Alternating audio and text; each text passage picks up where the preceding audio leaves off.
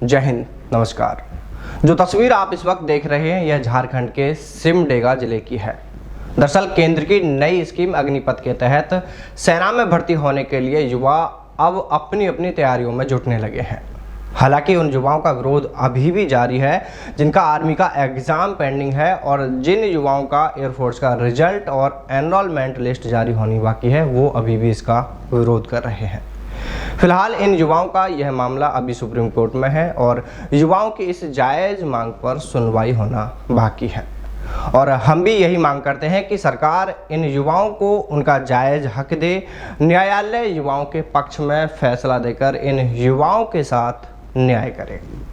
देखिए, खबर से हटकर बात करने को तो और बहुत सारी बातें हैं, लेकिन अब ऐसा लग रहा है कि शायद उन बातों का कोई मतलब नहीं है, क्योंकि जब उन युवाओं ने ही इस योजना को स्वीकार कर लिया है जिनके लिए इसे लागू किया गया है, तो फिर दूसरे लोग भले ही इसका कितना ही विरोध क्यों ना करें, इससे कोई फर्क नहीं पड़ने वाला है।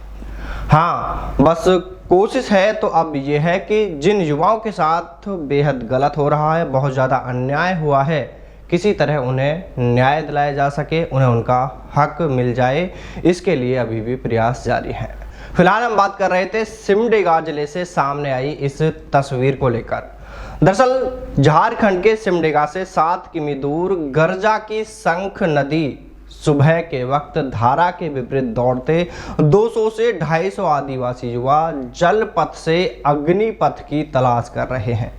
उनका मानना है कि जल पथ से यानी पानी के अंदर एक्सरसाइज करने से पैरों की मांसपेशियों को फौलाद बनाना है। पीठ के बल लेटकर ट्रक के पुराने टायरों को दोनों भुजाओं के ऊपर उठाकर वर्जिश करना है ताकि सीना चौड़ा हो सके, और यही कड़ी तपस्या उनके सेना में भर्ती होने के सपने को पूरा भी करेगी। सेना की अग्निपथ योजना के विरोध से दूर जाकर यहाँ युवाओं का यह समूह तरह तरह की एक्सरसाइज करते दिखेगा। यह युवाओं से पूछने पर सबका एक ही जवाब है कि उनका कहना है फौज में जाना है, देश सेवा करना है, अवसर 1 साल का मिले या उम्र भर का। हमारी पीढ़ियां सेना में जाती रही हैं, हमें भी अब कुछ कर दिखाना है। इस समूह में 200 से अधिक युवा हैं और इनमें 115 युवक और 90 लड़कियां भी शामिल हैं। खास बात तो यह है कि इन युवाओं को कोई एकेडमी ट्रेनिंग नहीं दे रही है, बल्कि एक स्थानीय पूर्व सैनिक ने 5 रिटायर्ड सैनिकों को इसके लिए तैयार किया है और अब 5 ट्रेनर इन युवाओं को प्रशिक्षण दे रहे हैं। रिटायर्ड फौजियों का समूह का जो नाम है वो रखा है देश सेवा मुझे कुछ करना है। इधर सरकार से उन युवाओं ने भी विशेष मांग की है जिन्होंने पूर्व में हुई सेना भर्तियों में टेक्निकल, ट्रेडमैन व क्लर्क के पदों पर सेना भर्ती देखी थी, क्योंकि इन युवाओं के लिए आर्मी में अधिकतम आयु सीमा पहले से ही 23 साल निर्धारित की गई है।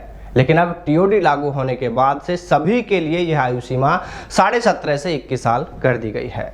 इसके बाद सरकार ने कहा कि कोरोना काल में 2 साल भर्तियां बंद रहीं, इसलिए युवाओं को 2 साल उम्र में छूट दी जाती है और सरकार ने इस अधिकतम आयु सीमा 21 साल को बढ़ाकर फिर 23 साल कर दिया। लेकिन सरकार व सेना के अधिकारियों को यह भी देखना होगा कि टेक्निकल, ट्रेडमैन व क्लर्क वाले युवाओं के लिए तो आयु सीमा पहले से ही 23 साल थी।